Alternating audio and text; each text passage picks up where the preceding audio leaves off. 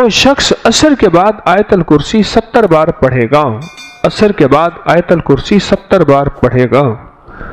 آیت الکرسی کے 3 عمل ہیں عصر کے بعد، عرض کر دوں۔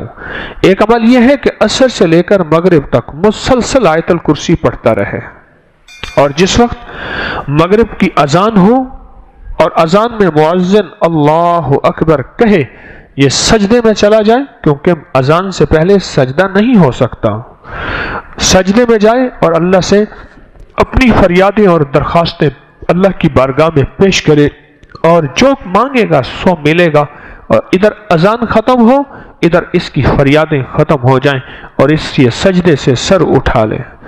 7 ہفتے نہیں گزرنے پائیں گے، رب مرادوں سے جھولی بھر دے گا۔ ایک تو یہ عمل ہے عصر کے بعد، اور یہ عمل ہے جمعے کے دن کا، ہر جمعے کے دن عصر کے بعد، یہ جو میں نے عرض کیا کہ عصر سے لے کر مغرب تک مسلسل یہ پڑھنا ہے۔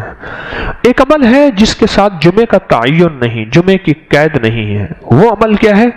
وہ عمل یہ ہے کہ ہر نماز عصر کے بعد 70 بار آیت الکرسی پڑھنی ہے، اور اپنی مشکل، اپنے مسائل، اپنی ناممکن کا تصور کرنا ہے، کیونکہ وہ ممکن ناممکن اصل میں میرے آپ کے لیے ہے۔ یہ ناممکن ہے، یہ ممکن ہے، یہ ہو سکتا ہے، یہ نہیں ہو سکتا، یہ تو کیس ممکن ہی نہیں ہے، یہ تو میرے آپ کے لیے ہے۔ اللہ جل شانہ کے لیے، میرے رب کے لیے کوئی ممکن ناممکن نہیں، میرے رب کے لیے ہر چیز ممکن، ممکن اور ممکن ہے۔ ایک اور عمل ہے جو میں عرض کر رہا ہوں ابھی، 70 دفعہ ہر عصر کی نماز کے سلام کے بعد اسی جگہ بیٹھے ہوئے سورت آیت الکرسی پڑھنی ہے، اول آخر 3 بار درود پاک، اور ہر دفعہ بسم اللہ الرحمن الرحیم کے ساتھ۔ اور ایک تیسرا عمل ہے، وہ بھی آیت الکرسی کا ہے۔ قبولیت کے لمحات دیکھیں، عصر کے بعد کہ میں قبولیت کے لمحات بتا رہا ہوں۔ تیسرا عمل ہے، اور وہ ہے صرف 7 بار، صرف 7 بار۔ جو شخص صرف 7 بار عصر کی نماز کے بعد آیت الکرسی پڑھے گا، اللہ جل شانہ 7 زمین اور 7 آسمان کا نور اس کو اسی وقت عطا کر دے گا۔ 7 آسمان اور 7 زمینوں کا نور میرا رب اسی وقت اس کو عطا کر دے گا۔ یہ چھوٹا سا لفظ کہہ گیا ہوں میں، اور چھوٹے بولوں میں کہہ گیا ہوں، پر لفظ بہت بڑا، اس کی تاثیر بہت بڑی، اور اس کی طاقت بہت بڑی ہے۔